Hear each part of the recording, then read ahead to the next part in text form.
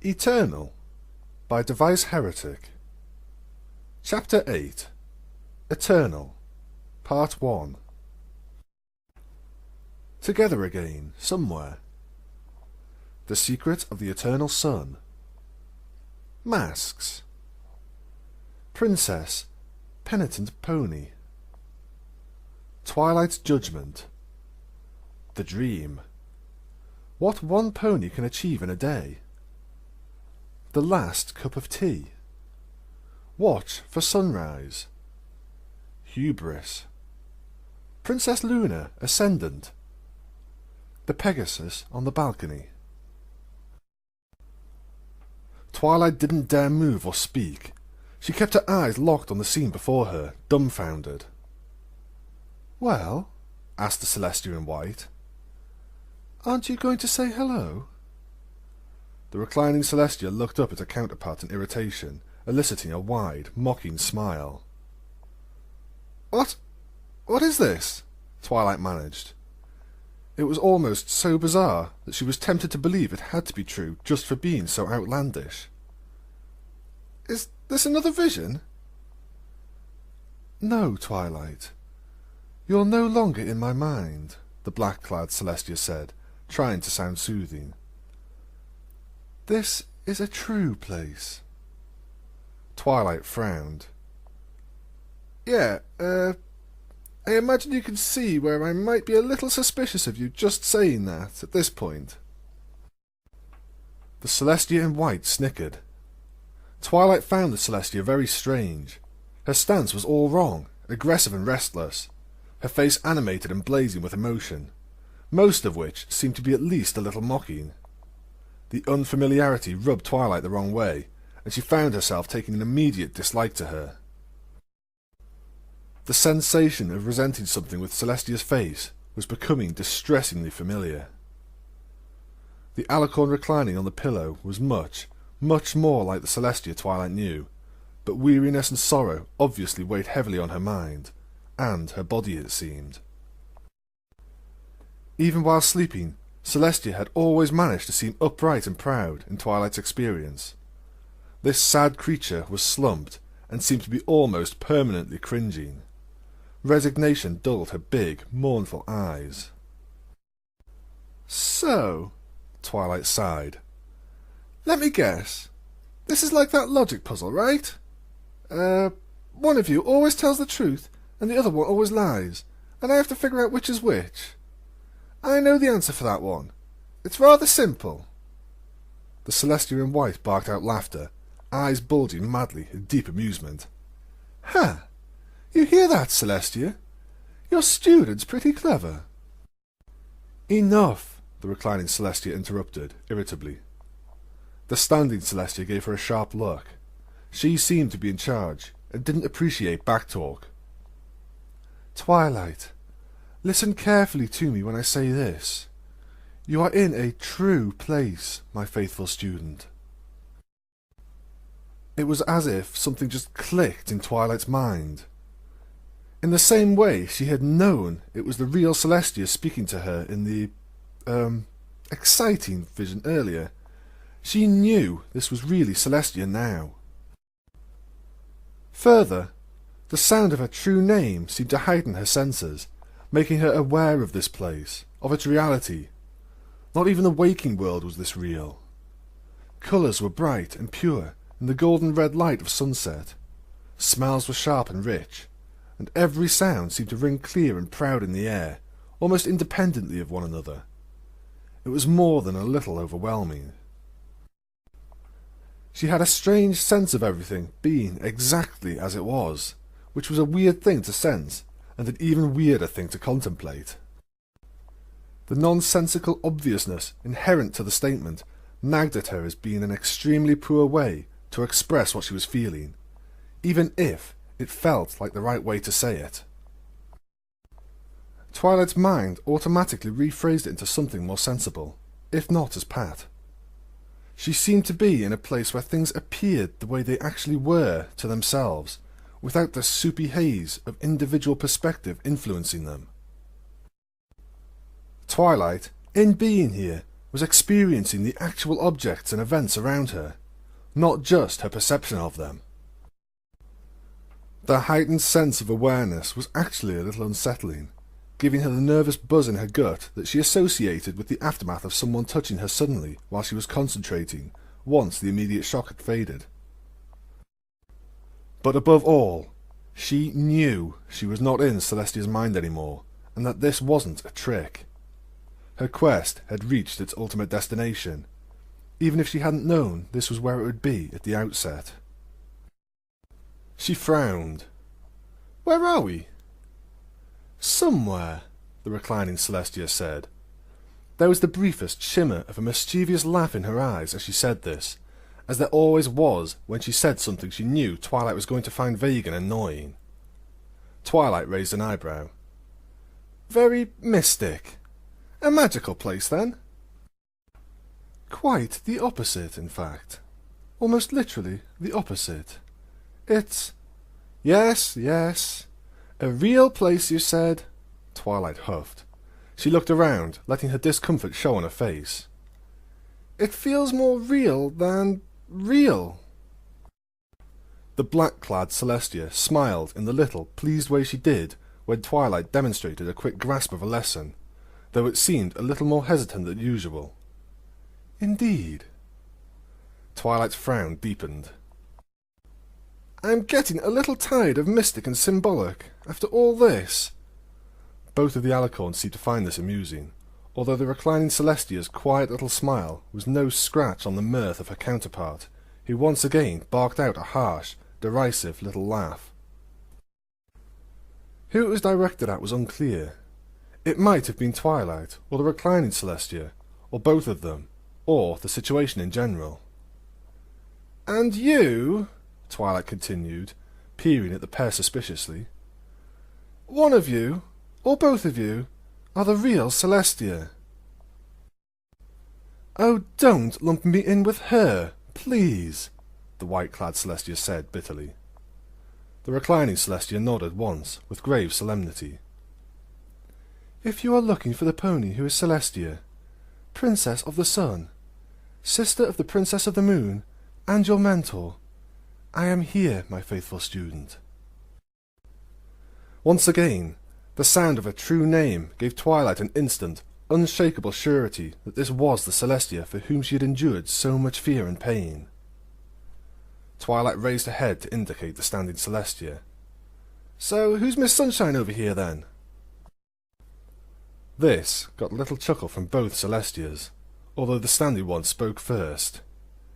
"Ah, Twilight, I love how you just seem to stumble across the truth of things without realizing it." "What do you mean?" Twilight asked warily. "Twilight, this is the sun," Celestia said simply. The sun gave Twilight a little bow, which was only slightly soured by her mocking little smile.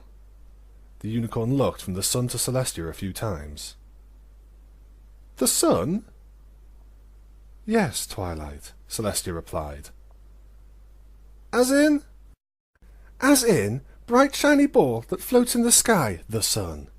Big, fiery yellow light, the sun," snapped the sun. "Or at least, an aspect of it. The part which is attached to this old nag, anyways." She gently kicked the pillow Celestia was resting on, to Celestia's momentary discomfiture. The princess frowned and glared up at the sun sullenly. "Hey!"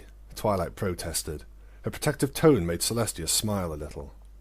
The sun tusked. "Oh, don't worry about her too much, Twilight.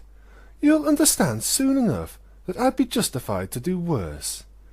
By the end of all this, you might want to give her a little kick yourself, Though she spoke to Twilight, this little statement was directed more at Celestia, the sun leaning down into Celestia's glare with a gloating smile, the princess's face growing more and more uncomfortable. "I don't know about that," Twilight said carefully.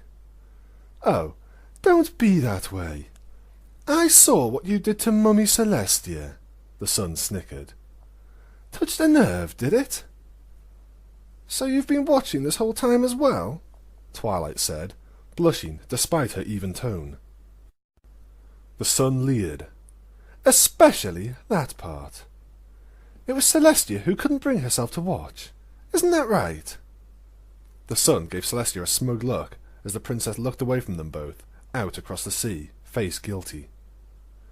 You're very cute when you're trying to be seductive, you know. So, you're the sun, Twilight said, ignoring this and forcing herself to stay clipped and professional. Yes. No, Celestia interrupted, not turning around.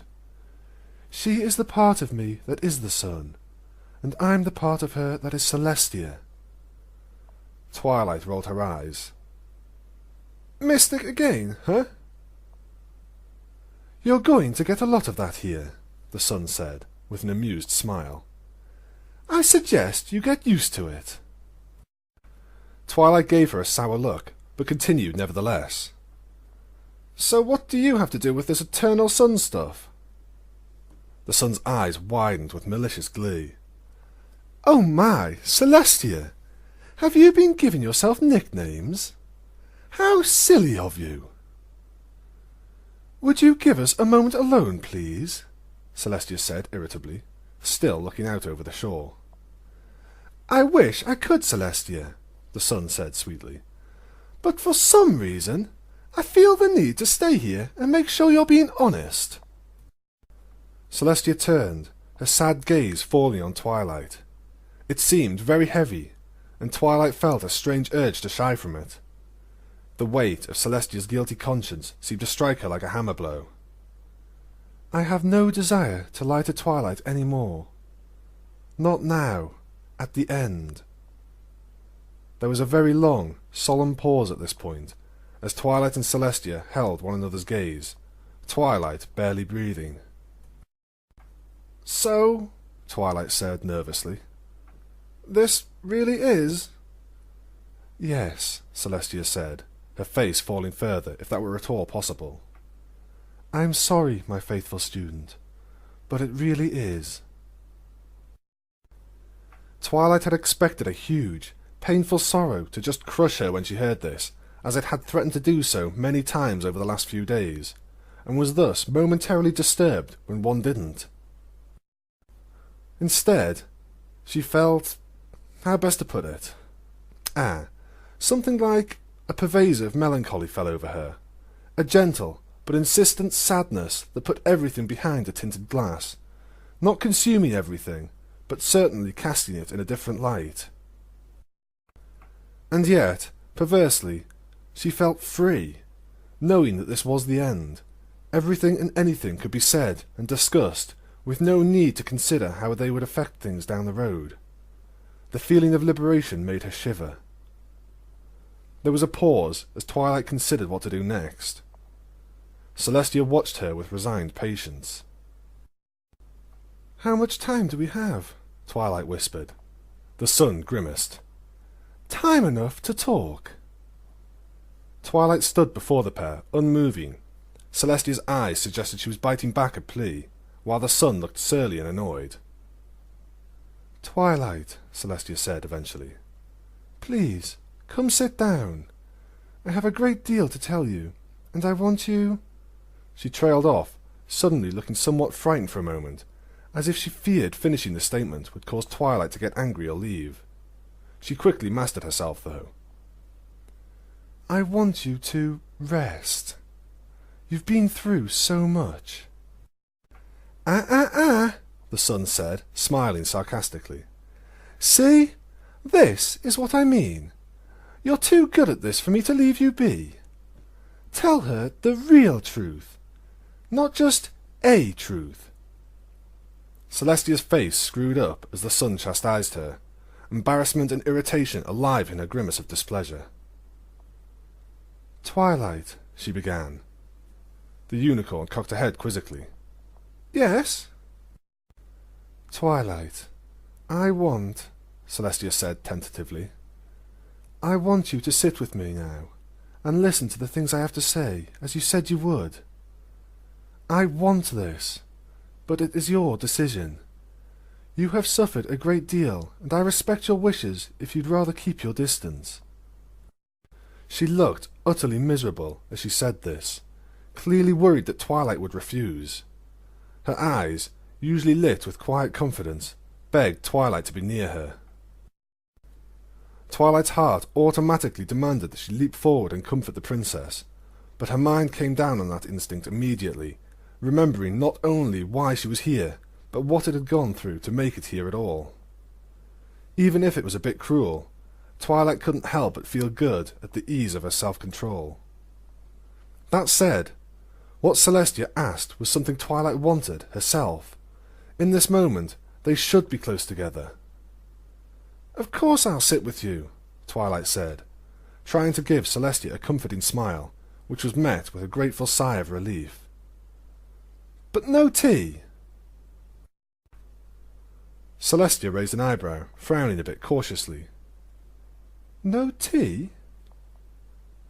"I think, once we get into things, you will understand why I'm a bit touchy about tea at the moment," Twilight said, stepping forward and gratefully collapsing onto the pillow.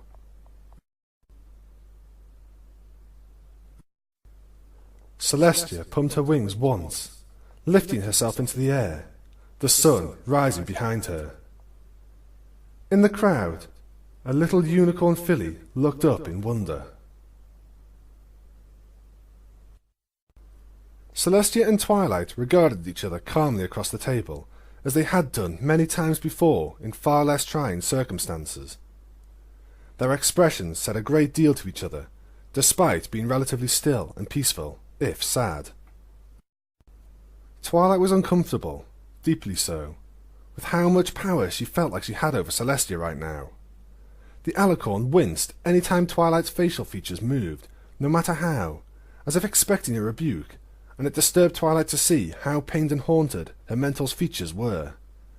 She had only seen this sort of distress in Celestia a very few times before, and never for this long, or, if it came to it, this intensely. Like there had been in that long wait with the incarnation of guilt, there was a tense sort of peace in the air, but rather than being the anxious peace of imminent departure, which it perhaps ought to have been, it was an expectant silence, awaiting the first voice, the first move, the beginning of the long conference between ascendant student and humiliated mentor. The sun seemed annoyed by this extended pause, but kept a sour tone behind her lips, occasionally sneering down at Celestia. Celestia finally shook her head. "No tea? Really?" "Not yet," Twilight said firmly. This seemed to distress Celestia deeply. "I like taking tea with you, Twilight." The unicorn sighed. "I think we have a lot to discuss first." "Can't we just talk for a moment? This will be hard enough without—" "Stop avoiding things, Celestia," the sun growled. "This isn't a diplomatic meeting. It's a confession. Don't try to butter her up." Celestia frowned. Once again, Twilight was struck by how strange petulance and guilt looked on her face. It spoke to how much she had put herself through that she couldn't, or didn't care to, control herself. Her composure and poise were completely gone. "May I ask you something? Just to get us started, Princess," Twilight said quietly. "Just Celestia will do, I think, here and now." Twilight smiled at the courtesy, even though it reminded her for a moment of that seductive vision Celestia inviting her to do so. "Celestia, then," she said kindly. "This is something I really need to ask you. I'm not sure I could get a meaningful answer from any pony else." Celestia hesitated for a second, then smiled gently. "Please, by all means." Twilight said, grinning slightly. "So, apparently, I swore an oath to be one of Luna's knights. Am I going to have to do whatever she says now?" Celestia stared at Twilight for a second, a smile of disbelief growing on her face. She burst into bright laughter, bringing a hoof to her face to wipe away tears of relieved mirth. The sun frowned at Twilight. "Are you taking this seriously?" "About as seriously as I've ever taken anything," Twilight said, smiling innocently, enjoying the sound of Celestia's relieved laughter, tension flowing away like melting ice. "Twilight," Celestia said, trying to stop herself from laughing. It was hard. The stress in her had been so tightly wound that the sudden snap in tension made it almost uncontrollable. Tears flowed from her eyes, and she began coughing, such was the intensity of her laughter. "Twilight, did you really?" "Apparently." Celestia's mirth died away slowly, but she seemed much less crushed and hopeless now, just as Twilight had hoped. The princess smiled down at her approvingly. "Well, I suspect you would have been willing to do as she asked anyways, but—" Celestia gave Twilight a little grin. "If she ever starts getting too insistent about the oath, just ask her if she was this pushy with Starlight Chaser. I suspect she'll back off if you do." Luna mentioned that name. Was she their leader? She was, yes, and she never listened to Luna when she thought she had a better idea than her princess. I think that's why Luna liked her so much. Bold, you see. Celestia sighed deeply, and looked off into the middle distance. That's ancient history now. You should be more careful what you say to Luna from the old days, even if you're just trying to flatter or tease her. She'll take it seriously, or at least make a show of doing so, if it suits her at the time. Twilight almost said, "I'll run everything past you first," but caught herself in time. Instead, she nodded and said awkwardly, "I'll bear that in mind." "But," Celestia said, returning her gaze to Twilight, "the idea of you as a knight has some romantic appeal to it, I have to say." Twilight blushed and said nothing. "Yes, yes, this is all very interesting," the sun said irritably. "Get on with it, will you?" Celestia's rising spirit had lit a flame of defiance in her, just enough that she wasn't about to mule at the sun's bad mood. "I'm getting there. Be patient." The sun rolled her eyes and huffed, wings fluffing in annoyance. "Don't think I won't haul her out of here and drag you off to sleep, Celestia. This wasn't meant to be a time for some idle chit-chat." Twilight bristled. "Please, just let us have this, okay? This is going to be hard enough as it is." For the first time, the sun's anger seemed to be directed at Twilight in earnest. "You get kept awake for a millennium and tell me you're not in a hurry to get some rest. You're only here on my sufferance. Key word, suffer. So excuse me if I'm a little cranky." Twilight made a point of holding the sun's furious gaze for a time, then looked to Celestia, who was beginning to look nervous again. "Celestia?" Her heart fluttered again, using the name so readily, but she had earned it. "What is she talking about?" Celestia closed her eyes tight. "She's talking about the eternal sun, Twilight." "Even I don't call myself that, and never would," the sun snapped, turning a vicious glare on Celestia. "Arrogance!"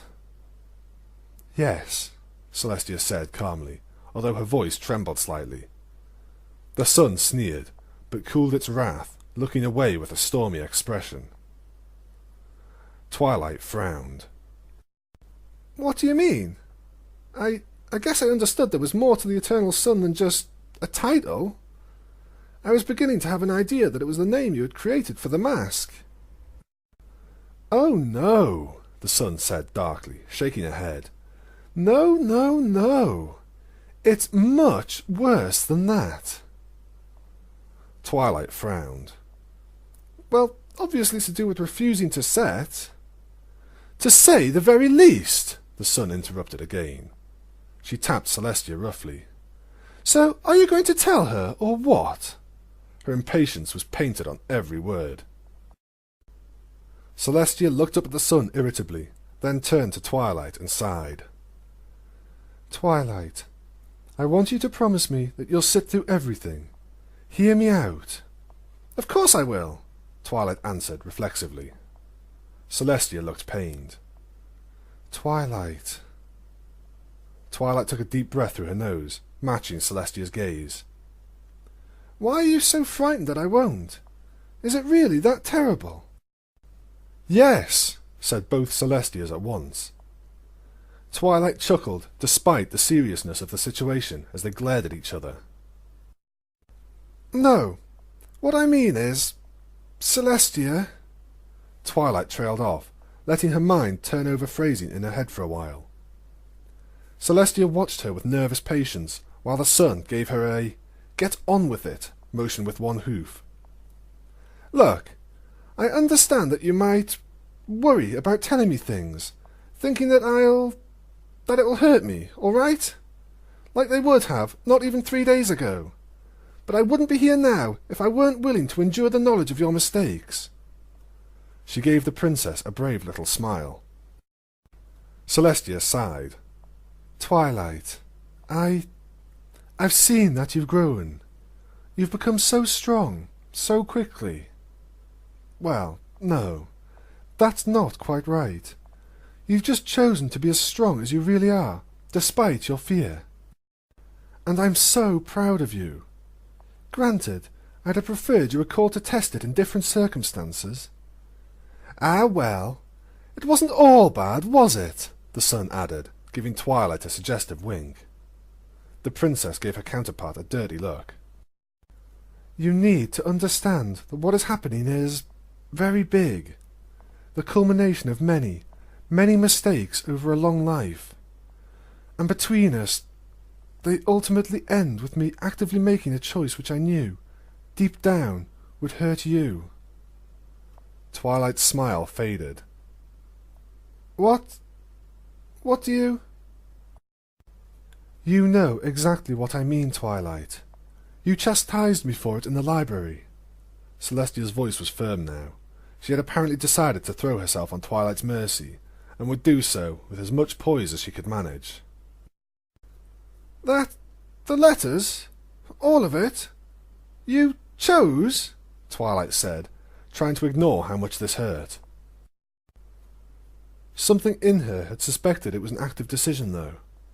What else would drive Celestia so mad with guilt and terror with regard to Twilight, if not being at the root of so much pain in her faithful student?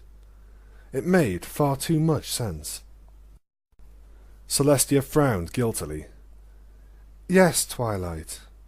I chose to do something, knowing it would hurt and alienate you from me. Not that this was the direct intention, mind you, but I did know the consequences of my choice in my heart, even if I chose to ignore them. I made a bad choice about something because I thought I had to, and because I was selfish and thoughtless.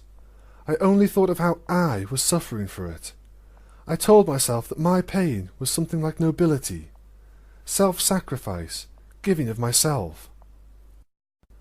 From the depths of her memory, Twilight heard Luna say, "You're just like her. You've both turned self-sacrifice into a vanity." There is no neat little lie for what my choice did to you, though. The pain you were in, the desperation, how you were living your life. I, and the foolish choices I made, were at the heart of all of that. Celestia's face fell into discomfort. And on top of that, the things you have so bravely endured to arrive here, trying to save me despite all of it. She looked away, pained. Twilight stared at her. The sun grinned.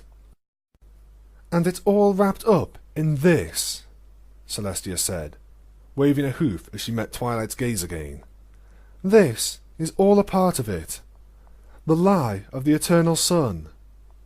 But ultimately, this is about us, Twilight Sparkle, and how I hurt you, because that brought it all to an end. Silence reigned for a series of lifetimes. Celestia's gaze never wavered, staring at Twilight with sullen pride, like a felon before the arbiter, saying, "I did it with the best intentions. Judge me as you will." Twilight tried to meet it, but her gaze kept strained to the sun, who was watching Celestia suspiciously. It hurt, it really did, to hear Celestia, the real Celestia, admit to intentionally hurting her. But in this real place, Twilight found it easy to be the faithful student, seeking answers and information to her satisfaction about this problem, trying to make the best judgments, and above all, understand. It was beginning to occur to her that thinking magic was her special talent was a very limited outlook indeed. And there was strength in her to accept Celestia's faults, or at least hear them. It was the same strength that had compelled her to hug a creature that had tried to kill her, because she had come to understand its agonizing pseudo-existence, and felt unquestioningly that everything in the universe deserves a little sympathy for its pain. Whether that strength would give out when it came to actually forgiving the princess remained to be seen. Celestia broke the silence first.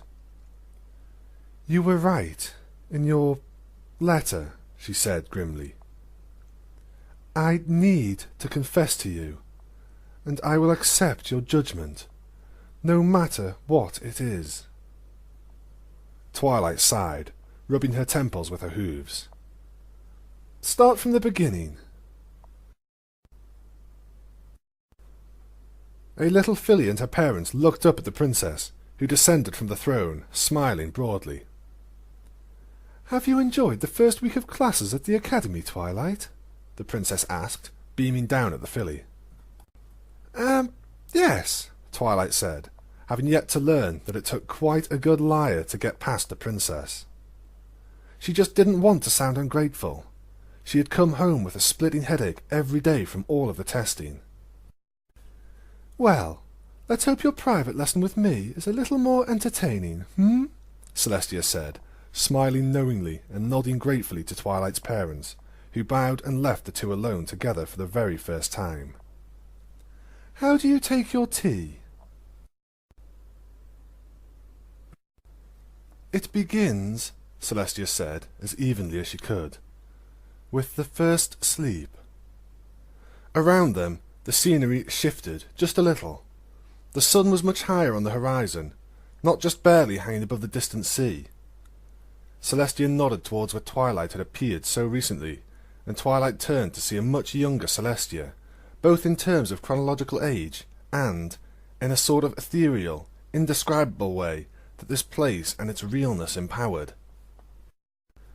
It wasn't innocence, certainly, not if what Luna had shown Twilight was any indication, but there was an absence in this memory of Celestia of a certain gravitas which had always hung on the Celestia Twilight knew like a cloak. The weight, she supposed, of history, and the quiet burden of distance. "Is this like the mountain? Does this place remember?" Twilight asked, watching the young Celestia look around herself with cautious curiosity. "Something like that, yes.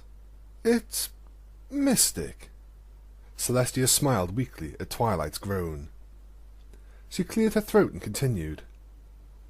"As my time for that first rest approached, I knew that I would be fine and would return some day, even if Luna was privately worried that I was dying. I was a little more than 150 old at that point, and we knew precious little about ourselves, but I felt drawn to the caverns beneath the Temple of Two Sisters, and there I slept, and arrived here." Twilight frowned. "That's been bothering me. This place seems very familiar, but I swear I've never been here, or anywhere like it before." "Did Luna show you?" Celestia replied, momentarily puzzled. "This is where she emerged from the sea in the south." She smiled at Twilight's sudden expression of realization. "Well, it takes the shape of that place anyways. I have always found it pleasant here, and was even then in the habit of coming here often." The young Celestia gave a little yelp of surprise as she was approached by a shining double of herself, the sun, smiling gently and speaking softly, welcoming Celestia to this place. Acting on sudden instinct, Twilight's eyes flickered up at the sun, who had closed her eyes and was shaking her head, face pained, as if to chastise the memory for being so friendly. I met the sun for the first time, Celestia continued, not noticing, and I learned about my arrangement, that I am the part of the sun that is a pony, and she is the part of me that is the sun. Please don't ask me to explain it, Twilight, she added quickly, as Twilight opened her mouth to ask something. You won't like the answer. It's just a thing that is the case. I was actually going to ask if Luna had a similar arrangement with the moon. I'd assume she does, Twilight said, a little hurt. I wouldn't know. I've never asked, Celestia replied. But I wouldn't assume anything about it. Twilight frowned. Why not? You're sisters, aren't you? The sun and moon are very different things, after all. Luna and I are attached to one another as part of cosmic cycles. I am no more or less her sister than you are. After all, it's not as if we have parents. You just demonstrated your connection with her beyond any doubt when you were able to correctly address her that way and wake her from the nightmare once again. You are her sister, just as you are the faithful student. The immensity of the statement, delivered as if it were no matter of great importance, was not lost on Twilight Sparkle. That little moment of comfort on the stone stairwell at the heart of the mountain had been much more momentous even than it had seemed at the time. She, little Twilight Sparkle, shared a special bond of sorority with Luna that extended beyond pleasantries and gestures of affection, and into fundamental truth. It was more than a little intimidating. You are a very special pony, Twilight Sparkle, Celestia said, forcing calm, demonstrating the same talent as her sister for reading Twilight's thoughts on her face. And Luna loves you dearly for what you've done for her. I am very happy that you two have bonded in this way. You'll need to be able to rely on each other looking ahead. Twilight shivered to hear the words of guilt in Celestia's mouth. But then, guilt was about the closest thing to the real Celestia as Twilight had encountered in the empty halls of Celestia's mind. Celestia was beginning to look miserable again, her mind clearly ruminating on the upcoming departure and her prolonged absence. Twilight smiled gently. Please, Princess, continue. Celestia, Twilight, please, Celestia said. No more masks between you and I, especially the mask of an authority I scarcely deserve. The sun stirred. Knock off the self-pity, would you? At least until you've actually told her the things you should be ashamed of. With a little look of wary irritation at the sun, Celestia continued. Where was I? So, yes, I met the sun many times, and we spent our time together just talking, resting. In the field before them, the two alicorns laughed merrily, chatting animatedly. We were friends, the sun said. There was a great pain in her voice as she said this, and Twilight looked up at her with concern. The sun scowled down at her, but addressed Celestia.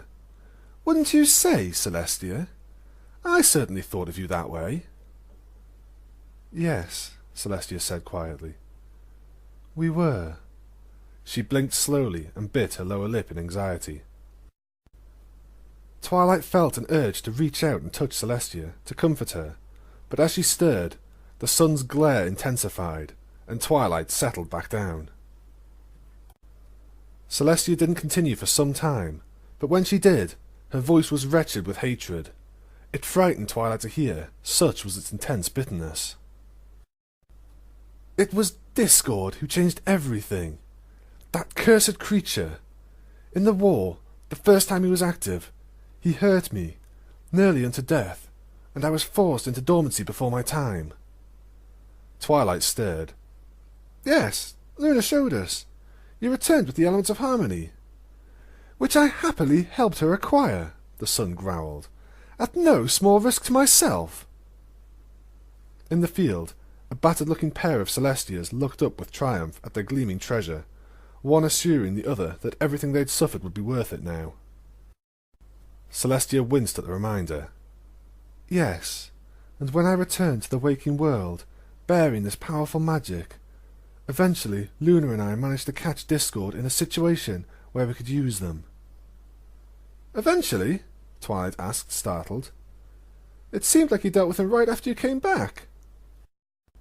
"Twilight, there were almost 30 years between my return and our victory over Discord." Celestia said this dully, whispers of ill-favoured memories echoing in the hollow sound of her voice. "Everything seemed to go wrong. We were triumphant by the slimmest of chances, at great cost to Equestria and the sacrifice of far, far too many good ponies. And Luna and I, well..." "Not a high point in your relationship?" Twilight offered, grinning weakly. "That's putting it lightly, especially when my mane started changing. It terrified her, and the fatigue of setting came heavily on me, as the sun had warned me that it would. I should have slept then and trusted her, but I didn't. I was frightened, Twilight. I was out of my mind with fear and humiliation. I had been so happy before the war, so hopeful, even in the hard times. Discord turned my pleasant, if troubled, little country into a shattered ruin. So many places I had watched grow, gone. So many ponies dead, slaughtered before their time. Entire generations having been raised for war."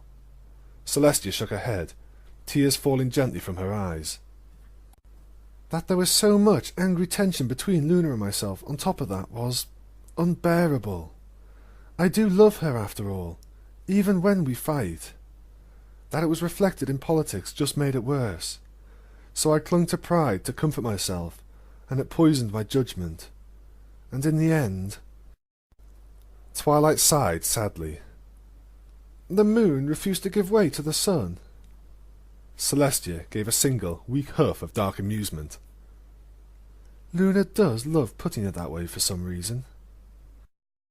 "So you banished Nightmare Moon?" Twilight's tone was thoughtful, as she fit pieces into her mind. "You need to understand, Twilight, that Nightmare Moon was so much different than Discord. You met it for real in my mind. That was Nightmare Moon. She is an incarnation of Luna's fears, given form and purpose by wild dream magic, as you realized." Celestia managed a little smile of pride in Twilight at this. "Discord was a long, drawn-out conflict. Nightmare Moon was a storm of... just... I can imagine," Twilight said, remembering the mad smile and furious, icy hatred that the creature had seemed to project. "Try not to. It's not worth troubling your mind with," Celestia said. "And I was so tired, Twilight, not just in terms of the cycle of rising and setting, which was all out of sync now, but physically tired, emotionally drained, totally humiliated. I had believed myself powerful enough to protect Equestria, and that belief had been shattered by Discord. Now something had taken hold of my beloved Luna, and was terrorizing what remained of it. I was so weak then, but still powerful, and so I took up the elements and banished Nightmare Moon." "That must have been hard on you," Twilight said. Celestia shook her head. "I couldn't do anything else, Twilight. You've felt the elements many times. You know how overwhelming it is, and I was tired, and didn't have any pony helping me, certainly not 5 friends as courageous and great-hearted as yours are. So, while I regretted it, I also knew I had no choice. I couldn't do anything else. When I put my faith in you and your friends to become the new bearers of the elements, I must say that while I assumed you would merely renew her containment, I hoped you would be able to save Luna." Celestia's moist eyes beamed at Twilight proudly. "And of course, you did, my beloved student. You did what I could not have, because of your greatness of heart and your fledgling mastery of the magic of friendship." "So why are you telling me all of this?" Twilight asked, frowning. "I guess all this history made me assume you were kind of screwed up over what happened to Luna." Celestia gave Twilight a pained look. "Well, I was. Just not over banishing Nightmare Moon. Not exactly. I was humiliated yet again, you see. Once again, I felt weak and impotent, unable to protect or care for the things I loved. I was so tired, and when I get screwed up, Twilight, as you have personally experienced, things devolve quickly. To say the very least, the sun snarled. Pay close attention now, Twilight Sparkle. I want you to remember this part. The field changed around them again. The light of the sun was strange and unsettling, and it actually moved in the sky, wavering and fading in and out. Celestia! Cried the memory of the sun, galloping forward. Celestia, her mane and tail beginning to fade into a very familiar pattern, the pink of dawn almost completely gone now, lay slumped on the ground, covered in weird burns and irregular, jagged wounds. The sun knelt over her, face desperate. Celestia! What happened? The memory of Celestia rasped. She's gone. Luna is gone. Her voice had a plaintive edge, and would have been a howl of terrified rage if she could have managed it. The elements banished her. I couldn't control them. The sun's face fell. Celestia. I'm so sorry. Celestia said nothing, just lay there panting, eyes wild. Her counterpart tried to smile, affecting the frantic, bright tone of voice ponies use to address the dying so that they don't go into shock. Just relax, okay? We can set, and you'll recover. Celestia's eyes grew even wider. Set? Yes. You've put it off too long as it is. We didn't rest properly last time. We couldn't. We had to get rid of discord. And now this. The sun wandered over to the shoreline for some reason. Perhaps something to do with the process of setting. I mean, look at this. Twilight realised the mistake the sun was going to make a second before she made it. Her tone was too thoughtful, her mind clearly given over to thinking about the problem of setting, and not paying attention to the terrible light of rage kindled in Celestia's eyes. Twilight's stomach churned to see Celestia so out of control, so angry. Even the nightmare hadn't been like this. No, Celestia said, awkwardly trying to get to her hooves. There's no time. The memory of the sun chuckled in a slightly condescending way that Twilight associated with ponies who are way out of their depth but don't realise it. There had better be time, Celestia. I mean, it's going to be a couple years at least, she said, spreading her wings. A little choking sound next to her attracted Twilight's attention. To her shock, it was coming not from Celestia, but from the current sun, who was actually crying. The unicorn's eyes turned on her mentor, who looked away from the light of furious understanding blooming in her student's face. A couple years? The memory of Celestia bellowed, despite obvious pain. Do you have any idea what could happen? Equestria is in ruins. Half the country is turning against the other over whether or not I can be trusted anymore. How long it'll be until I become some sort of monster? The sun turned, frightened by her friend's angry tone. It's only a couple of years, Celestia. Oh, heavens, no, Twilight whispered. The sun really had been very, very innocent. This is your fault, the memory of Celestia snarled. This! All of this! How necessary is it? Is it necessary at all? The sun's eyes were filled with fear and confusion. My fault? What? Of course it's necessary.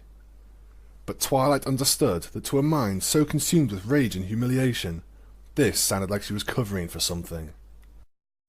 You betrayed me, Celestia snarled, prowling up to the sun. You should have supported me. If I hadn't been so tired this whole time.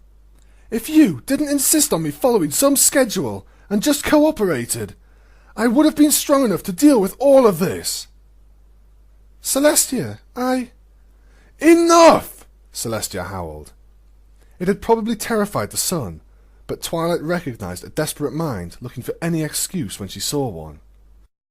Believe it or not, I have other important things to deal with besides sitting around this place with you. Now raise the sun and send me back so I can fix everything. Celestia, you're scaring me, the sun moaned. I can't just do that. Celestia's towering rage banked quickly, condensed to a terrible, terrible light in the depths of her eyes as she grinned horribly. Oh no! What are you? The sun began, as Celestia's wings spread wide and she dove forward. Desperately, the sun sent a shield of magical force at Celestia, who dodged it with war-tested grace. Please, Celestia, stop! No, Celestia responded, snarling. Stop resisting and do as I ask. I can't, Celestia. You mean you won't? The princess replied, eyes blazing. Don't make me do it. The sun's eyes went wide with terror. Do what? Celestia's face went dark as a thunderhead. This! Chains of magical energy leapt around the trembling sun, constricting her. She cried out in terror as she was lifted bodily into the sky, thrashing against the restraints as best she could. As she rose, the sun followed her into the sky, rising up from the horizon, ever higher, towards its apex at noontime. The higher the captured sun got, the more hale and vital Celestia appeared, though her mane retained its familiar multi-hued appearance. No more weakness, the memory of Celestia said harshly, determination, anger, and reluctance warring in her voice. Twilight stirred, realizing she had heard it from two places at once. Her eyes leapt to the current Celestia, who was staring at her past self in fascination, eyes leaking humiliated tears. No more failure, they said, one snarling, one whispering. Celestia, Twilight murmured timidly. No more imperfection. Twilight's eyes went wide.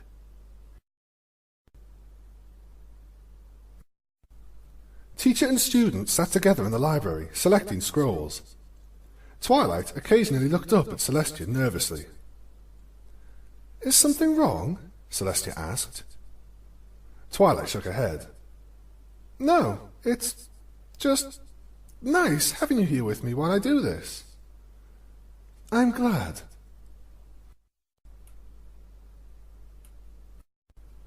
The unnatural noontime faded. Again, the shoreline was lit by a dying sun, almost faded from gold to red. The sound of the breeze through the trees, and the waves beating on the shore, the only sounds breaking the uncomfortable silence. The sun turned away from Celestia and Twilight, staring out into the horizon. Twilight stared at Celestia, whose gaze lingered on the place where the memory of herself had just been standing.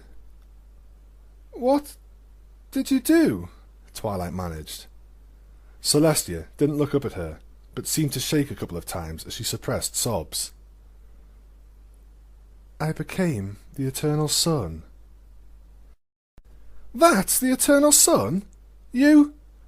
I chained the sun to the sky, Celestia said bitterly. Here, where such things have meaning. And as I returned to the waking world, my wounds closed, and I felt fresh and vital as I hadn't in decades. I even thought to myself, and here her mouth pulled into a disgusted grimace, I thought to myself, I finally figured out what was going wrong. Twilight couldn't find words. Her jaw worked lamely, a little hiss of breath passing her lips, but no words formed. She just held Celestia in a gaze that was half disgust, half shock. Celestia, the princess, had betrayed that beautiful, innocent creature in the most vile way imaginable. Twilight was completely taken aback. It took me 200 years to return Equestria to something resembling stability, Celestia said wretchedly. And I put on the mask, Twilight, and in those days wore it for so long that I became the mask, the eternal sun of Equestria, a shining beacon of stability among the ruins, around which recovery could be formed. And thanks to her little magic trick, the sun spat, she didn't ever have to worry about her powers fading or anything. She could be, and here her tone became, if possible, even more bitter, perfect. Twilight, you understand, Celestia said quickly. No, desperately. It was politics. Everypony needed me to be fine, to be better than fine, to be transcendent, above the issues, just there, a symbol, to be something to rally around and always rely upon. Something which would never hurt them, Twilight murmured sadly, staring at nothing in particular. Would never be absent or frightening. Yes, exactly, Celestia said, her eyes begging Twilight to understand. I understand quite well, Twilight said in a quiet voice, eyes turning to meet the alicorns. Celestia visibly flinched from the pain Twilight held there. Celestia swallowed nervously, making the sun's face spread into a cruel little smile. Twilight, I never meant to... Don't skip ahead, the sun snapped. Keep going. Full disclosure. Twilight took a deep breath and turned to face Celestia properly. All the way to the end. I'll listen to everything. Then we'll talk about where we are, all right? Celestia closed her eyes and turned away, looking pained. Yes, you're right, of course. So, you reunited Equestria? Twilight prompted. Yes, and I admit that I took pleasure in it, even knowing I was doing it on stolen time. Celestia cleared her throat and forced herself to look back at Twilight, shifting nervously in the pillow. So 200 years or so had passed since I banished Nightmare Moon, and I began to feel the fatigue growing in me again. The sun was trying to break free of her bonds. With some success, the sun said irritably. Celestia actually smiled at this. Yes, and Equestria was enjoying relative peace, so I felt like it was a good time to try to deal with this. I descended into the chamber under Canterlot, under the ivory tower. Your tower, in fact, she added, with a little smile, clearly hoping Twilight would take this as a compliment. Yes, I know, Twilight said evenly. We're there now. Are we? Oh, good. I'm glad Luna remembered, Celestia sighed. Obviously, I knew I had done a great evil, but I convinced myself it had all been necessary. Certainly, I believe that my success vindicated my actions, at least in part. The sun scoffed. So I came here, to this place, to speak with the sun. I hoped that she would understand, and perhaps... No, you came here to tell me you had been justified in imprisoning me against my will, the sun sneered. You didn't even apologize.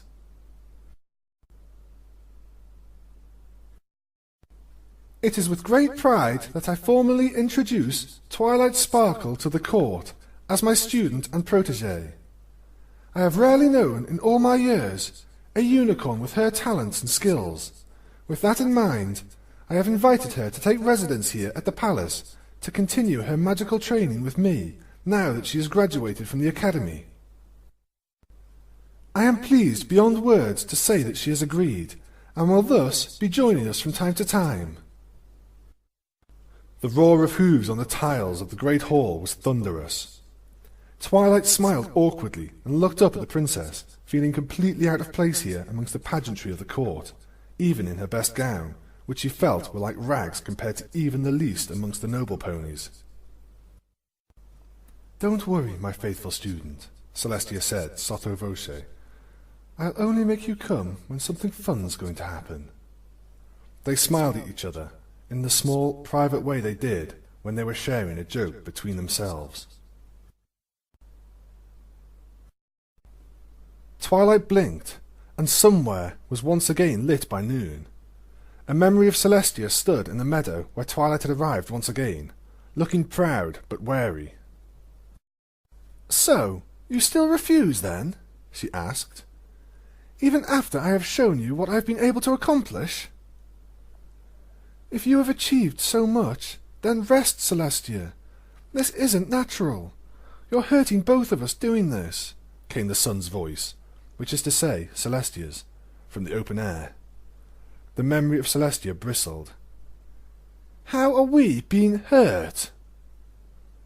"I'm not sure yet," the voice replied, "but I'm not particularly eager to find out." "Perhaps if you were more willing to cooperate, we could observe the situation in a more controlled way," Celestia offered. "Personally, I am interested in finding out what we can accomplish together if we're willing to push ourselves. This isn't an experiment, Celestia, and I'm not going to let it be one. This is dangerous. Please, let me go," the voice cried. Celestia frowned. "And risk you setting? No." The voice was pleading now. "Celestia, please." "I can't take that chance. You know that. There's still so much to do. The griffins are still restless, the forest is still wild, and with Luna gone, I must handle her responsibilities as well." "Celestia." Thinking of Luna seemed to have pained the princess, but it was channeled into anger in the manic, thoughtless way of desperate ponies. "Equestria needs us. Needs me awake and not rising and setting constantly, throwing things into question. If Luna was still here, if I had been able to save her, I might consider your demands." This statement was heavily laden with accusation with regard to which of the two of them had been most responsible for this failure. "There was nothing I could have—" "You must come to understand that I have no choice but to be there for the ponies who are depending on me. Self-sacrifice is always difficult, but it is necessary. You need to learn this yet, it seems." The memory of Celestia turned, ignoring the sun's frantic calls for her, and vanished. The noon light faded once again, down into crimson. "I was still so sure of myself then," Celestia said, voice heavy with guilt. "I returned again 10 years later, and we had basically the same conversation, and again 15 years or so after that. Each time I would ask her to cooperate, and she would refuse. I demanded she explain how she knew we were being harmed. I certainly noticed no ill effects at that point." The sun's expression of contempt could have scored glass. "You can't imagine what a relief it was for me to hear that." Celestia coughed a couple of times, in the fashion of some pony trying to clear the thickness of their throat. By the time I finally got around to apologizing—" "I was in no mood to hear it," said the sun bitterly. "It was several centuries too late, after all." This time there was no change of scenery, just snatches of voices ringing out harshly against the quiet sound of the wind and surf. "I have come to try to— If you wanted to apologize, a couple of centuries ago would have been better. I have tried to explain to you many times that with Luna gone, I have— Stop using your sister as an excuse. You're just— Just what? Power-hungry? A tyrant? Well, you are keeping me here like a slave? How dare you?" "How dare I what? Say the truth?" Celestia shook her head irritably. "Enough. She gets the point." Despite this, the voices continued unabated, descending into a shouting match rather quickly. Celestia's voice asserting that the sun was being childish and selfish, not thinking of its responsibility to others. The sun calling Celestia arrogant and thoughtless. "Enough!" Celestia shouted. The sound of her desperate cry thundered over the voices, which seemed to fade with the echo of her demand. The princess sat in silence for a while, taking deep, long breaths, eyes smouldering with self-loathing. Twilight again had to suppress an automatic instinct to comfort her, forcing herself to remain seated as Celestia calmed herself. "I've only seen her twice since then," the sun said eventually. Her tone of voice was strange. There was a sort of smugness to it, revelling in revealing Celestia's misdeeds to Twilight, but there was also a deep and lingering sadness and bitter resentment.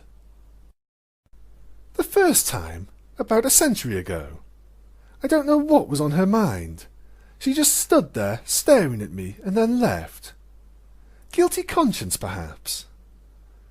The second time, well," the sun looked around. "I'm not sure how it's all going to turn out, really. Not well for the eternal sun, I suspect." The strange tone fell away from this last sentence, which was as acid as it was possible for spoken words to be without burning in the air. Twilight stared at Celestia, who occasionally shot her a guilty glance, but otherwise occupied herself mostly with staring off at nothing in particular, waging some internal battle.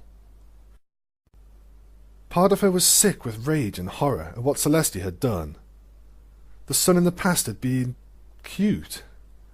She had been much like an overgrown foal, guileless and completely open, and she had loved Celestia unreservedly, happily listening to the princess's tales of adventure in the world. Twilight had felt a kinship with her. They had both enjoyed, in youth, basking in Celestia's light, even if that metaphor didn't translate particularly well applied to the sun. So the betrayal of that relationship bit deep. Furthermore, now it was all too easy to see where this spiteful, biting creature had come from. Betrayal would fester in the heart of a creature like the sun had been, corrupting all that innocence into resentment and vengeful rage. Twilight hated herself a little for the instant dislike she had felt for the sun, but that's how such ponies were.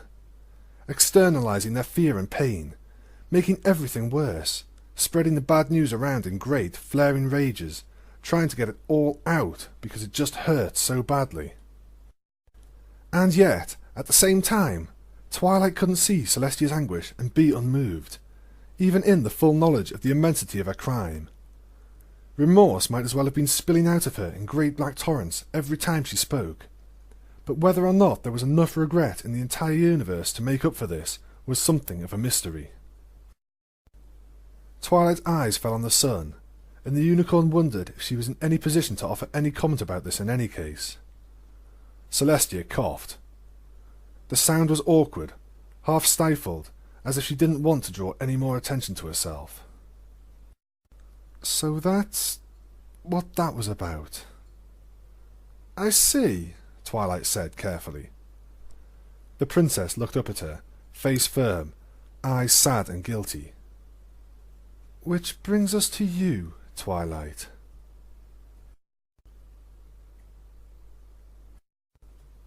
Spike answered the door of the tower, his stubby limbs flailing in shock as the princess smiled down at him.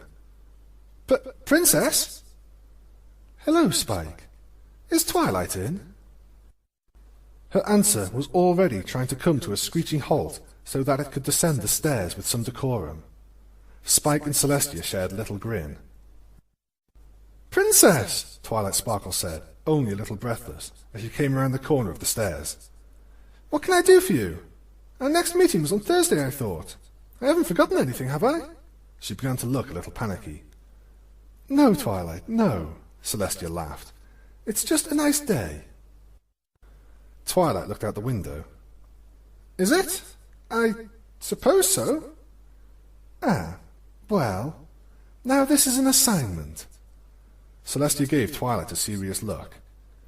"We're going to the gardens. Bring your chess set, will you? I'll beat you yet."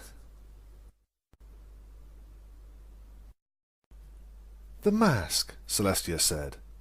"It's all about the mask." "Yes, I realised that," Twilight replied, smiling weakly.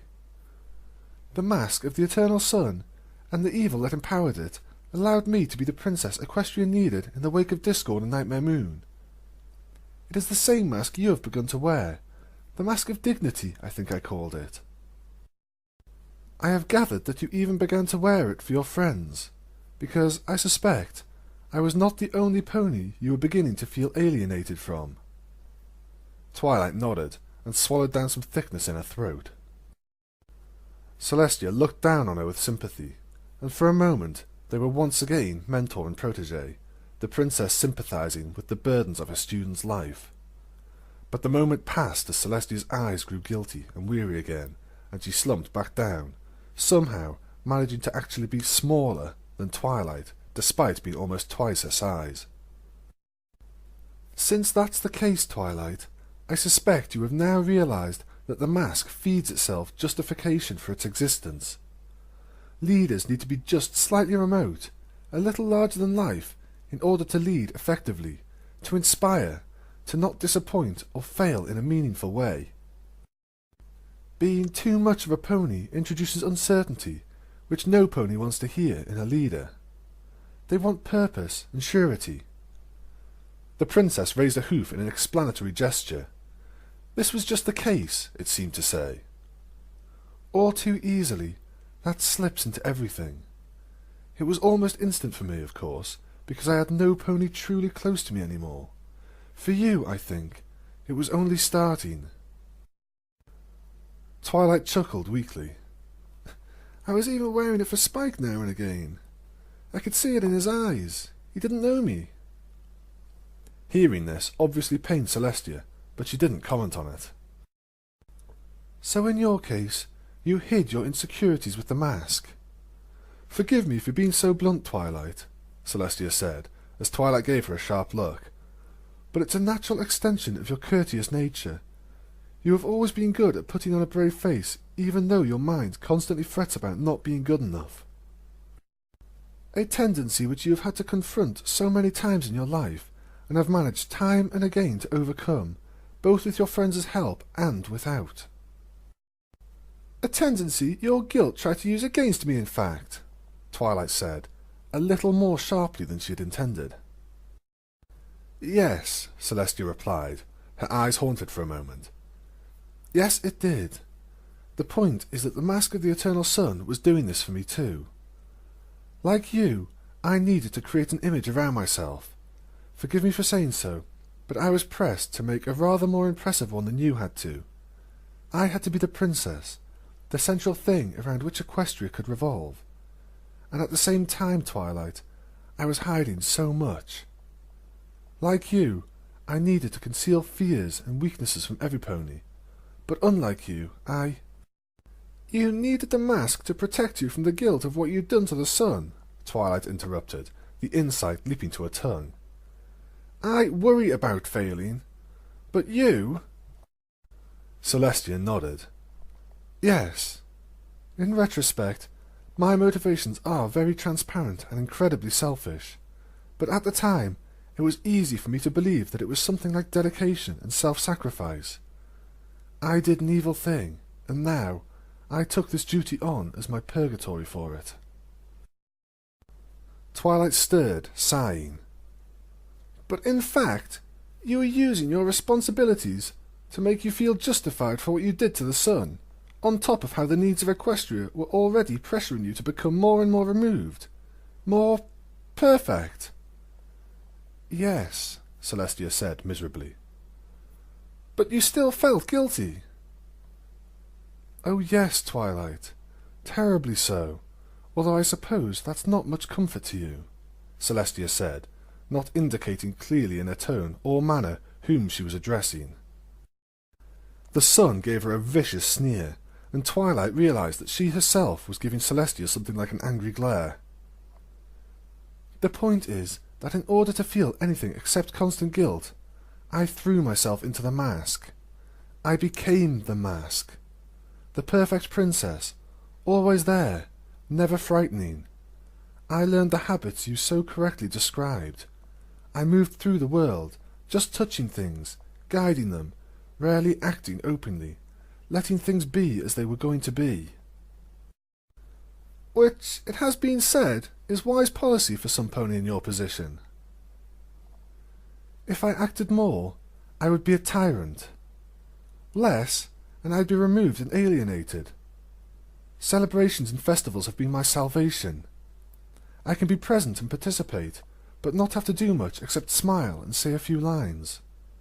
It was important for me to be there, and to be friendly and gentle and loving. It was very easy for me to tell you the truth, because, well, I think I'd be that way regardless. The sun sniffed. But we know that's not the case, don't we, Twilight? Not necessarily, Twilight said, surprising herself. The sun and Celestia looked at her curiously, as the thought that had made her say this hurried to catch up with the impulse to interject. No, I think it's more like she did this one really evil thing, and spent the rest of her life terrified that that's how bad she really is. Twilight looked to Celestia, sympathy in her eyes. You must drag yourself over the coals every day. Not often enough, Celestia said. I'm too good at deceiving myself, Twilight, as this whole situation demonstrates. But yes, I have always strived against my worst nature. In a way, this is my nightmare moon. In desperation, I used my magic to do something truly evil. That I have spent my life trying to make up for it, especially since I've been doing so by exploiting that act, does not justify it in the least. No, it doesn't, Twilight agreed, but her tone wasn't terribly accusatory. Celestia seemed heartened a little by Twilight's meagre display of empathy, and continued. The point is that I was totally removed from the world, from the Equestria I professed to love. After that last great fight with the sun, I threw myself into being the princess, totally and wholly, obsessively being the princess, acting out the part. The next couple of centuries are just a blur to me, Twilight. It was like I was sitting as the world moved around me, changing, growing, moving. I looked on with mild interest and fondness, but it was all just... She shook her head. A lonely life, Twilight said sadly. Very much so, Celestia sighed heavily. But I suppose guilt was working in me even then. I have always believed that the price of my stolen power is solitude, which brings me to you in earnest. Twilight sat up, ears alert. Her chest felt very strange. A mix of eagerness and reluctance made it feel strangely empty and light. She was sitting on the precipice of the answers she had wanted to get from Celestia now. Her desire for them, and her fear of what they might be, had never been more intense. Celestia seemed to notice this. Twilight imagined it was written on her face as plain as day to the princess, who had known her for so long. This will be hard to hear, Twilight. I know, Twilight said, swallowing. But I want to hear it, even so. Brave, brave Twilight, Celestia said, smiling sadly. They met each other's eyes, both smiling very slightly, and then Celestia looked away, a guilty but pensive expression forming on her face as she took a deep breath and began.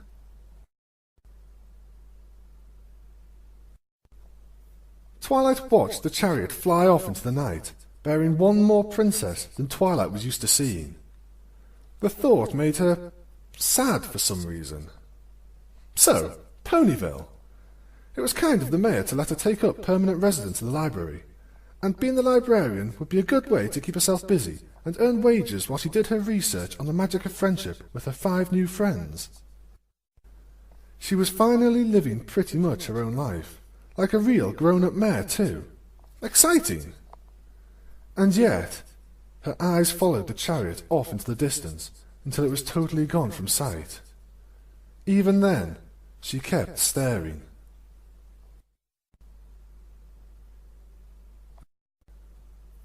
Celestia smiled. Why, Twilight? That's the question. I must say, I have always kind of wondered, Twilight replied. Luna asked me that on the morning after the wedding, you know. In dreams. The beginning of the end, I think, really. It started the train of thought that really derailed me. Celestia sighed. Would it upset you if I said that I honestly have no idea? Twilight's eyes grew wide with shock. What? Looks like a yes to me, the sun quipped, tapping Celestia a little roughly. And it's not like I wasn't spoiled for choice of reasons. You are, after all, spectacularly powerful, but not uniquely so. I used to think it had something to do with the elements of harmony, but that implies there's such a thing as destiny, and I don't think that there is, just consequences. There's even the explanation, a rather unflattering one for you, I think, that you were a sort of replacement for Luna. She seems to think so, Twilight said nervously. Or, if not a replacement, at least a successor. Celestia shook her head. Forgive me for saying so, but you couldn't replace or succeed Luna. No pony could for me, nor would I want you to.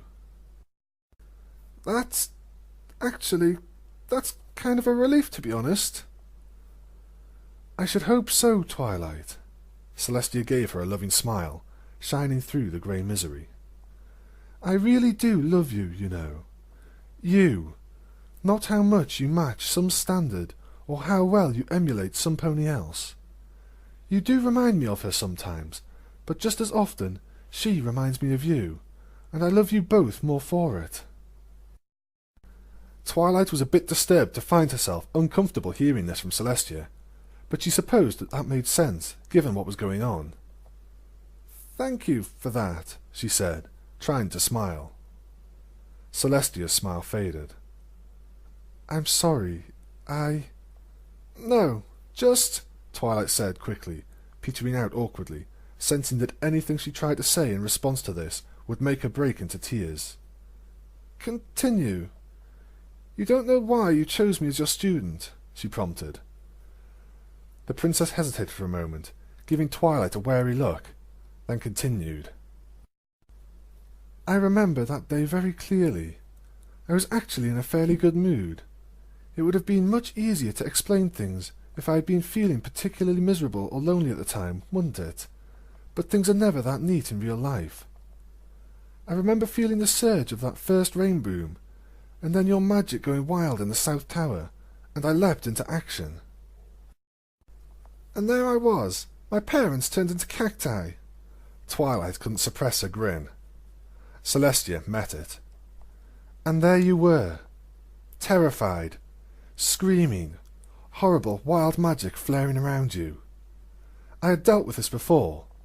It happens in foals sometimes. But as I cradled you there, in my wing, putting on my best calming smile, she shook her head. I've turned away hundreds of ponies presented to me with the hope that I'd take them as my student over the last 1,000 years. Proud noble ponies and talented foundlings alike.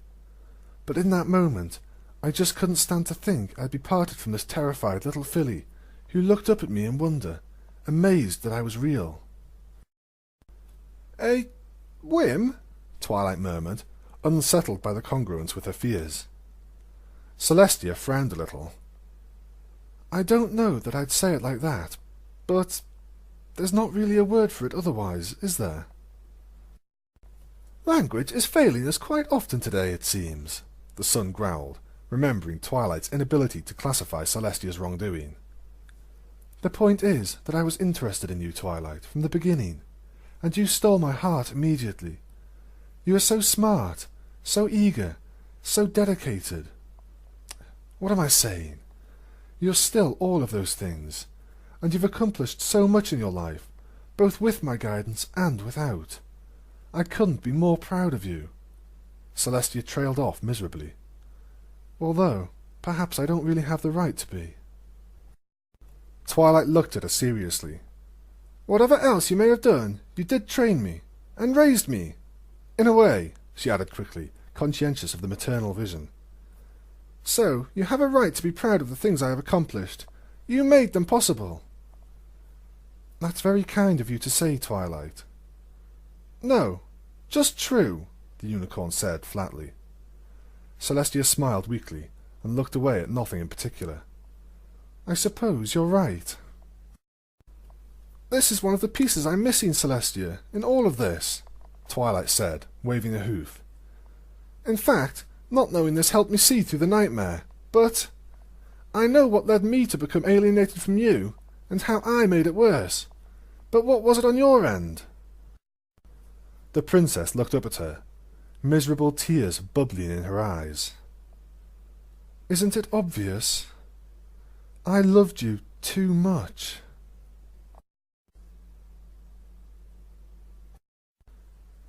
The best night ever, huh? Celestia asked, looking down at Twilight with an amused little grin. The unicorn grinned sheepishly. I suppose there's a friendship letter in this. Something like, don't let your friends sit around getting their expectations get out of hoof. Ah, well, expectations, the princess replied, smiling broadly. The thing about expectations is that sometimes you don't get what you want. And sometimes you get something even better. Twilight looked up at her, smiling gently, and they shared a little moment of peace.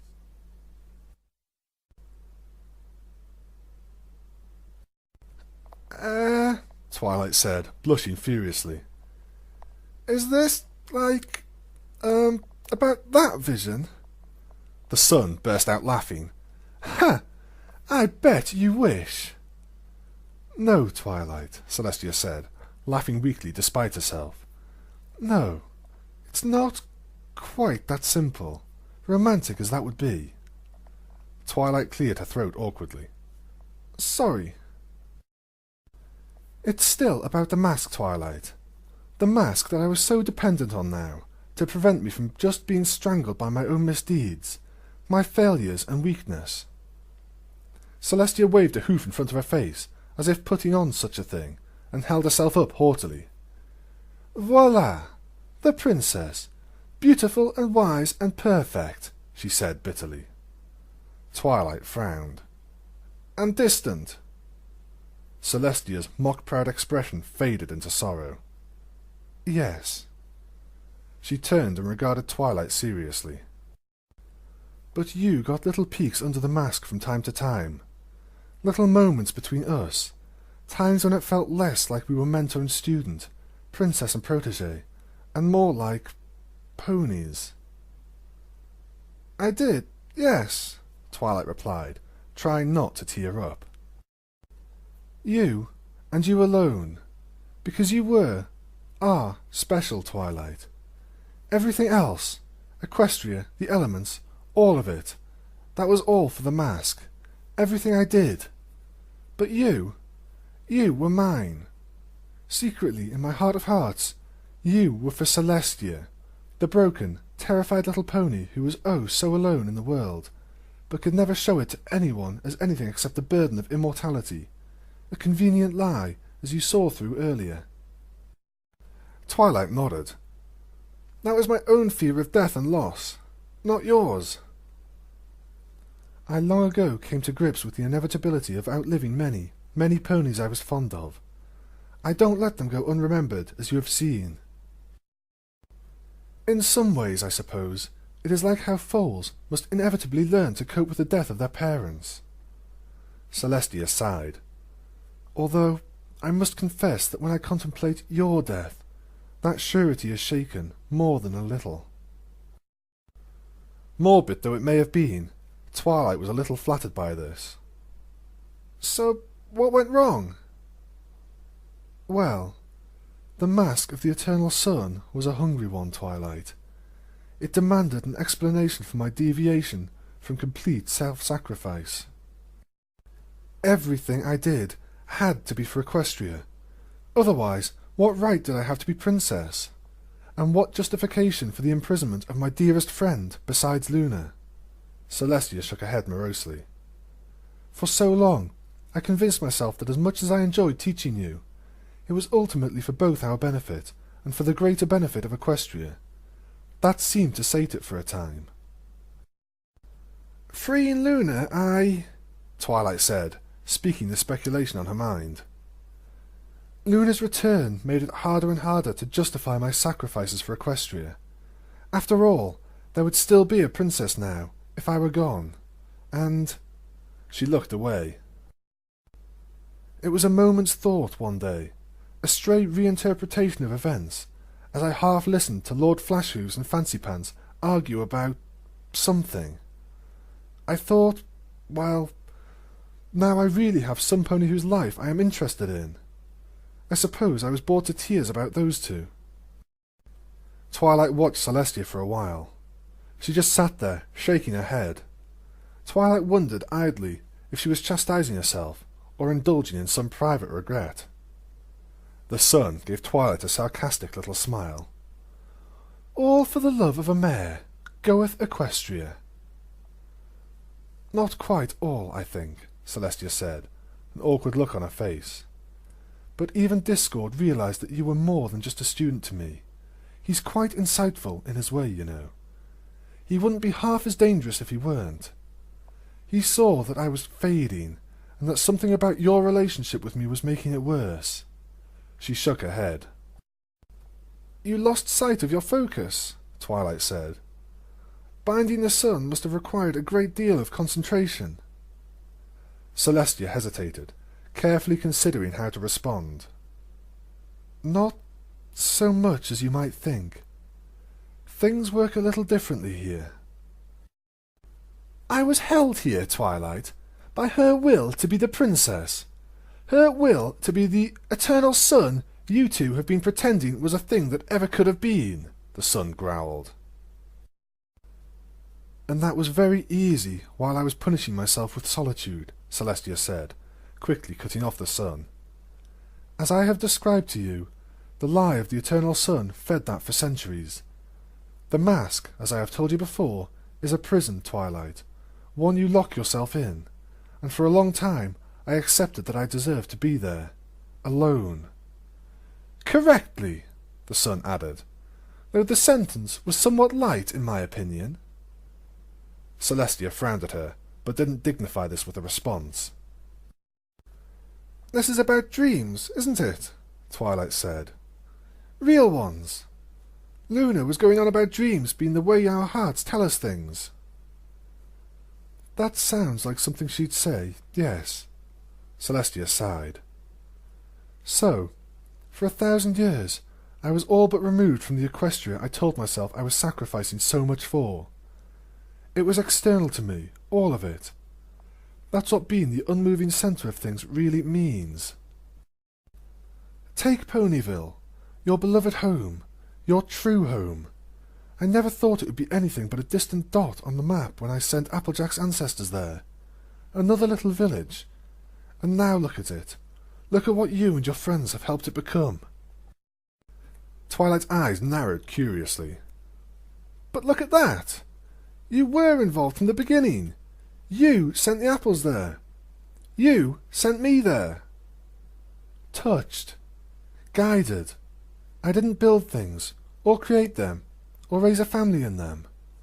I remember when your library was a sapling, but I didn't make it into your home. You did. I've told you before, some ponies' living space ultimately reflects them. Your study, for example, is as Twilight Sparkle as a room can be. So a princess's realm should reflect them, even a little, don't you think? But it doesn't. I look out on Equestria and see other ponies' labour. Nothing I have done or brought about. I see, Twilight said, unsure what she could do or say about this. Celestia looked up at Twilight, and there was a measure on her familiar dignity in it. So imagine, for a moment, what your letters did to me. Twilight was taken aback. My letters? You're a very persuasive author, Twilight, Celestia said, the ghost of a smile on her face. But they were just... Twilight trailed off, betrayed by her own memory. They were more than homework, you know. For both of us, Celestia said, seeming to read Twilight's mind. Through your eyes, Twilight, I was living in Equestria again, as a normal pony, experiencing it for the first time, living, loving, learning. She smiled sadly, a tear trailing from her eye. And before too long, just reading about it stopped being enough. I started to want to share these experiences with you, more than anything. The bit dropped for Twilight. Which would mean giving up being the perfect, unchanging princess, the eternal sun. Celestia nodded. Indeed. So, sending me to Ponyville? I never intended for that to hurt you. Celestia shifted uncomfortably. I really, legitimately wanted you to make friends, and study the magic of friendship. As you are currently demonstrating, it is immensely rewarding and powerful, and as I have said before, I doubt you would be who you are now if you hadn't gone. Twilight peered at Celestia suspiciously. So, there was nothing in it about distancing yourself from me? There probably was, the princess replied, but nothing like what would come later. When did it really start, then? Celestia licked her lips. I couldn't say a date, if that's what you're looking for, or a specific event, but you had been in Ponyville for some time. This was a long time ago, mind you. Some time between that first gala and Discord's return. Anyways, you were settling in well, and had long established your friendships with the other elements and the pony folk of Ponyville. I was sitting up, reading one of your letters, and I thought, I miss Twilight. Very, very badly. The sun coughed. I think it was then that I started rattling in my chains this last time. She actually sounded a bit bashful about this, but only just, and for Twilight's benefit alone. It terrified me, Celestia said, because now I was torn three ways. There was my sin with the sun, and the inevitable setting that I desperately wanted to believe that I could keep away, my responsibility to Equestria, which I was once again reluctant to leave to Luna, newly arrived as she was then, and my burning desire to leave all of that behind and find some way to be free of it, so that I could live in Equestria. Celestia looked up at Twilight, face deadly serious. With you, and Spike, and the elements, every pony in Ponyville, all of whom you have taught me to love. Twilight didn't even try to hold back the sympathetic tears any more. She just forced her mouth to form words despite them. I'm so... Don't even think of apologizing, Twilight, Celestia said, swallowing down a thickness in her throat and coughing huskily. I brought this on myself. Indeed, I made it infinitely worse in that moment. I think I see how this is going to go, Twilight managed. It seemed so obvious, Celestia sobbed. I told myself, I've grown far too attached to her. I'll smother her, step on the beautiful blossom growing out there, free of my shadow. I shouldn't be so selfish. It'll be good for her to grow on her own, and for my part, I will always be shining down on her. Her princess, the eternal sun. The tears came in earnest now, flowing down Celestia's face in a more or less constant stream.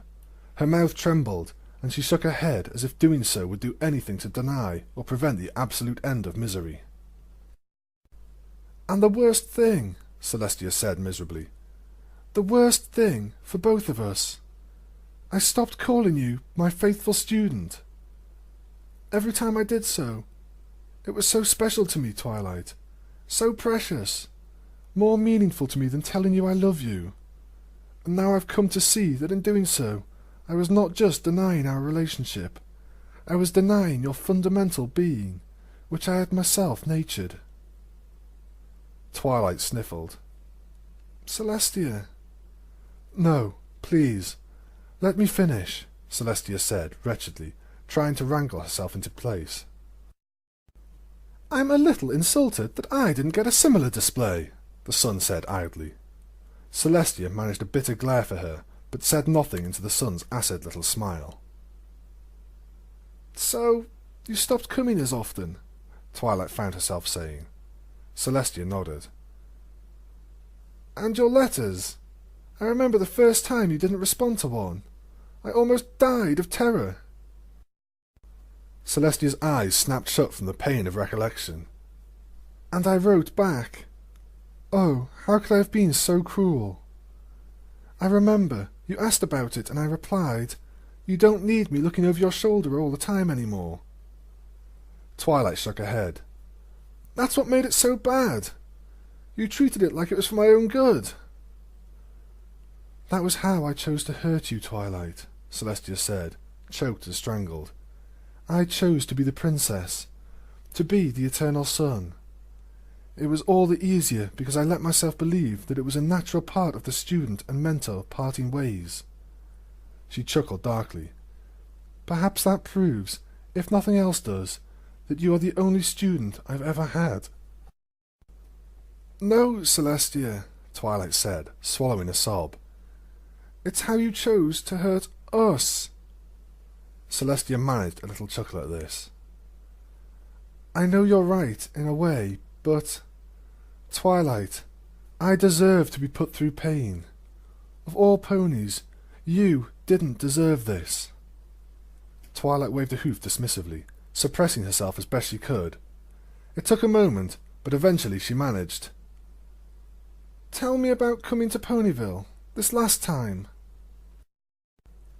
"This will tell you how deluded I was here at the end, how strong my powers of self-deception really are. I was so convinced that I had done you a favour, setting you free, that I couldn't see what was in front of my face." Celestia coughed, eyes still streaming tears freely.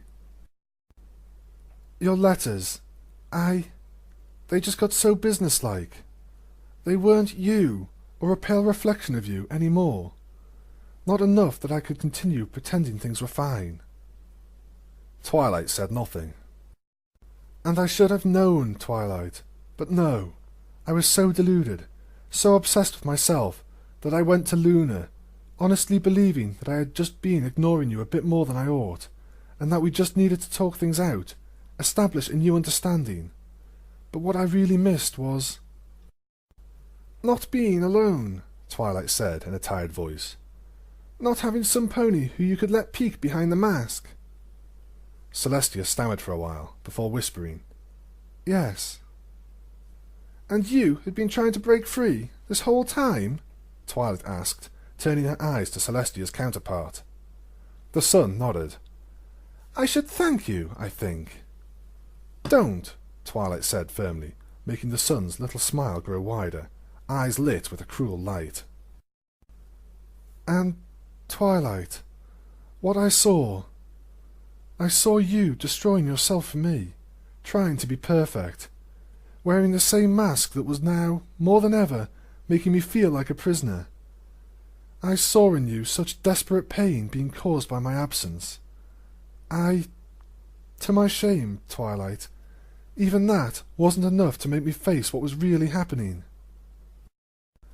Twilight let this go, for now. "What happened on the day we spoke in the library? That's what no pony understands." Celestia took a deep breath in. "Well, I was already distressed after talking to Luna, and from discovering that I had collapsed into sleep on your floor from the fatigue of setting. Her little needles about your attitude, well-intentioned as they may have been, just made it worse. And then I ran into Rainbow Dash arguing with Scootaloo." "Yes," Twilight said, calmer now that she was once again putting the puzzle together in her head. "Dash thinks Scootaloo said something that made you upset, but couldn't remember what it was." No. It was Rainbow Dash, Twilight." Celestia smiled gently through tears. "She was your first mask, Twilight, although it's not dignity she wears by any stretch of the imagination. No, she wears a mask of her own face, permanently brave, even though she is herself deeply troubled. I assume you're familiar with her arguments with Scootaloo." No pony in Ponyville isn't, since they have them while they're flying around, Twilight replied, a familiar wry edge in her voice. Celestia sniffed, herself recovering. So you're aware that Rainbow Dash is deeply jealous of Scootaloo? Wait, Twilight began. Now that Celestia mentioned it... It seems strange, I know, the princess said. But she's jealous of how Scootaloo is free to be whoever she wants to be. How Scootaloo can be open about how unfulfilling being captain is for her. How upset she is when things aren't going right. Celestia leaned forward. You see where this is heading, I take it. You were confronted by some pony else whose mask was chafing. You couldn't avoid thinking about it any more, Twilight said. I couldn't avoid thinking I had some right to wonder if it was worth the trouble it was causing, certainly. To make it worse, the fatigue of setting was beginning to fall heavily on me. I was confused and frightened, desperate for some sort of understanding, except the real one, of course, which was that I had intentionally done this to you. I was desperate to believe I hadn't hurt you, that you were that you needed guidance. Celestia's face fell into guilty misery.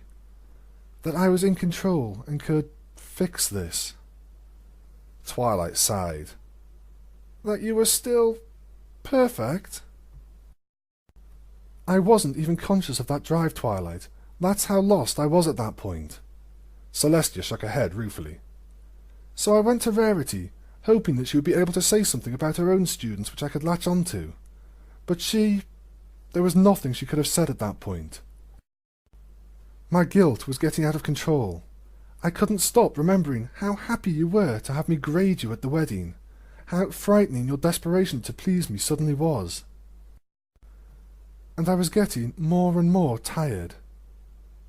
She paused, eyes widening. Rarity! It's fine, Twilight said quickly, in as soothing voice as she could. Some intense vertigo, that was all. Celestia slumped, eyes wide and tired, tears seeming to have run dry. I finally admitted to myself that I had abandoned you, Twilight, that I had hurt you deeply. So I appeared to you in the way I did, knowing it was deeply dangerous for you. But I was out of my mind, Twilight. I didn't come hoping for your understanding. I wanted you to hurt me. I wanted you to tell me the truth of what I had done to you, to hear it from your mouth.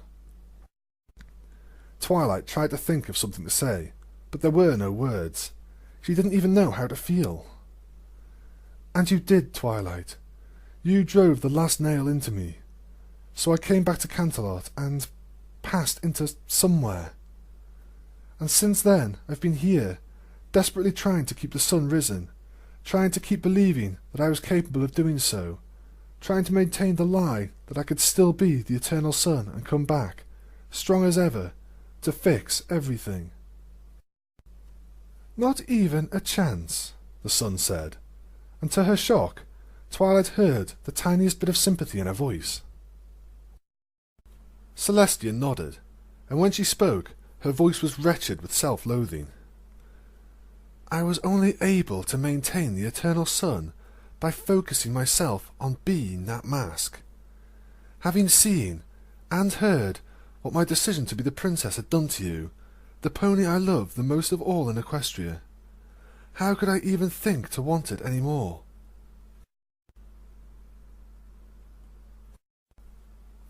Twilight stared at the letter. What had she done? Had she insulted the princess somehow?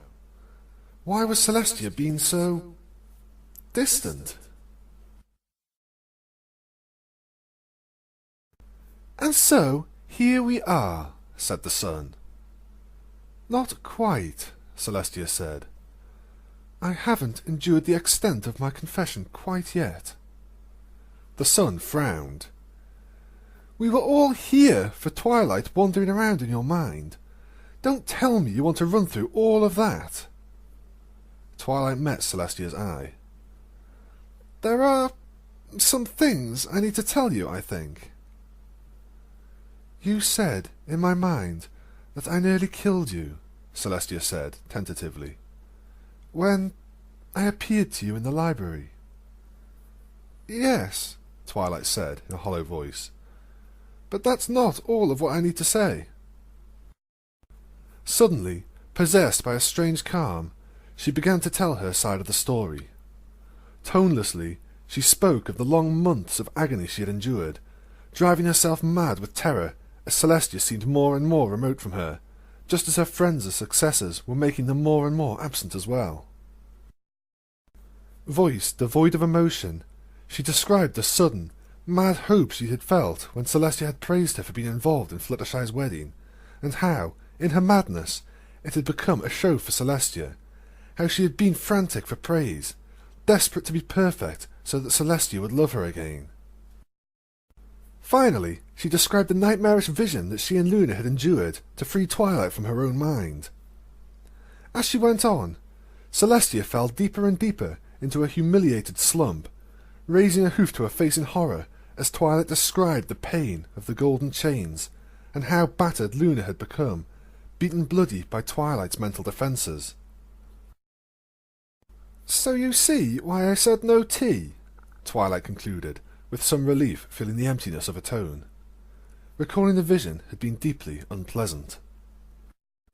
The sun had stood silently through the recollection, watching Celestia, apparently unmoved by her deepening grief. But now she turned to Twilight, shaking her head incredulously. "Even after that, you came for Celestia?" "I did that to myself," Twilight replied, a little harshly. The sun looked like it was going to press the point, but Twilight's glare seemed to dissuade her. Celestia's voice was barely audible, a whisper almost drowned out by the gentle wind that even now blew through the trees of this place. "Luna, too." She threw her head back, staring off into the distant sky. "And then you endured my guilt, the terrible pain of my mind trying to turn your own insecurities against you, only to find me here, in disgrace, and willingly listen to the great evils I've committed."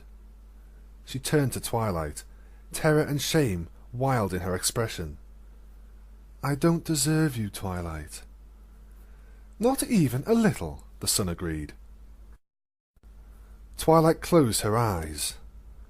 The sun! The sun was the problem. That was such a huge thing, so monstrous that Twilight couldn't conceive of how to deal with it.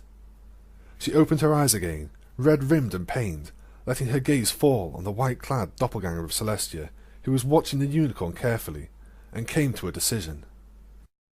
She had known what to do about Celestia for some time now. Twilight got to her hooves and stepped out of the pillow. Her limbs still ached, and she'd been sitting there through a terribly emotional moment. She felt burnt out, almost literally, as if some explosion had gone off inside her, leaving only smoking, charred ruins. "Celestia?" Celestia looked up, her face resigned to the inevitable declaration of loathing. "Yes?" Her voice was wretched and weak, her overwhelming fear and shame crushing it. "I cannot speak about the events between yourself and the sun," Twilight declared. "It's too big for me, and it seems the sun has absolute control over the situation." "Too right," the sun said smugly. "But please, feel free to make a judgment. I don't mind. I feel like you and I have a lot in common, which is in part why I wanted to bring you here. We both trusted her implicitly, and look what she's done to us, Twilight." Twilight frowned. "In that case, you deal punishment as you see fit for what she's done to you, and I will hold her accountable for the things she's done to me." The sun shrugged. "If you insist. I'm glad you acknowledge my rights." "Then acknowledge mine." Twilight turned back to her mentor. "Celestia." Celestia swallowed. "Yes, Twilight?" "I think I understand why you have acted as you did quite well now," Twilight said, stepping towards Celestia. "And as I say, I cannot speak to what you did to the sun. But as for what you did to me—" She stepped forward suddenly, and before Celestia could react, Twilight threw her forehooves around Celestia's neck in a gentle, loving hug. "I forgive you." Twilight, Celestia sobbed, shocked. "No," Twilight whispered, tearing up. "Your faithful student, all the way to the end." Celestia burst into open tears, unrestrained, one hoof clutching Twilight to her fiercely as she draped her head limply over Twilight's shoulders.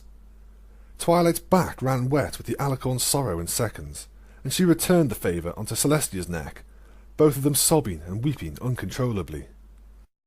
The sun stared at them in wonder, finally turning away, face deeply conflicted. After a long while, Twilight managed to get a hold of herself, although only just. Her voice was still choked, thick with tears and misery, but she managed to speak. "Listen to me," she said, swallowing. "Listen to me, Celestia." Celestia just nodded, communicating into Twilight's back. "No, I want you to look at me," Twilight said thickly. They broke their embrace with extreme reluctance, and Twilight looked up into those big eyes, from which gratitude and relief poured like a waterfall, feeling like she had the first time she and Celestia had been alone together so long ago. She raised a hoof and placed it gently on the alicorn's chest, feeling her huge heartbeat, and smiled as Celestia clutched it to herself. "How can you not hate me now, Twilight, after all of this?" Celestia asked, shaking her head in disbelief. "I won't lie. There's a part of me that really wants to," Twilight said, surprising herself with how even her voice was becoming. A little ghost of fear leapt across Celestia's features, and Twilight shushed her, rubbing her chest soothingly. "There are parts of us that think many things. I mean, we know that beyond a doubt now." She smiled up at the alicorn fondly. "I suppose so," Celestia said thickly. "We've been a little stupid, haven't we? For ponies who have studied the magic of friendship in others, we certainly didn't do a very good job of using it ourselves." "No, we haven't." Twilight didn't speak for a time, just gently rubbing Celestia, holding her gaze fondly. "I was a little frightened that I wouldn't be strong enough to do this. I hurt Celestia, I really do." Celestia panted a few times heavily, and Twilight let her smile light up, trying to comfort her. "I'm so sorry, Twilight." "It's okay," Twilight replied. "I'm finding it very easy to forgive you, you know. Especially now. You didn't mean to—" "Yes, I did," Celestia interrupted huskily. "I did, Twilight. I did." "No, you didn't," Twilight said firmly. "That's guilt talking for you. You said it yourself, that you never set out with the intention of hurting me. You have never once thought, 'Oh, Twilight Sparkle, I want her to suffer.' But you have many times set out to hurt yourself. And Celestia, the thing I am most angry at you for is that you used me to do it. Because you loved me, and you didn't think you deserved to." Celestia's jaw trembled. "But I knew you'd be—" "Just stop, Celestia," Twilight said. "From one silly mare to another. Just stop. This has all been so painful, for both of us. But I'm using the magic of friendship now." She looked up into a mentor's stunned gaze with a serious expression. "This is the real magic. The magic that lets me feel your pain, and lets me understand why you did the things you did. And the magic that protects me from my own fear, and yours, so that I can come to you now, when you need me." "Twilight." "Let me share it with you," Twilight said sternly. "Trust your faithful student. Let's end this now. It's over. You're—" Twilight choked up, hardly able to bring herself to think this, much less say it. She leaned forward, pressing herself against Celestia's broad, warm chest, and nuzzled into it, feeling tears drip down onto her head. "You're going to be gone from my life soon, and I won't let you go thinking I ever hated you. I don't. I love you. Celestia lost her internal struggle, and once again began to weep in earnest. I love you so much, she gasped between huge sobs. You're so alone, aren't you? Twilight said soothingly, though she too could not restrain tears. Yes, Celestia whispered. And you love everything. You really do. It hurts you so much, being distant from everypony and everything. Yes. Twilight just laid there, against Celestia, as the alicorn's huge chest was racked with sobs, relief and sorrow mingling in both of them into an overwhelming flood. The sun looked on uneasily. Let me tell you the true desire of my heart, Celestia, Twilight murmured. The one that gave me the understanding and strength to endure everything and come to you now.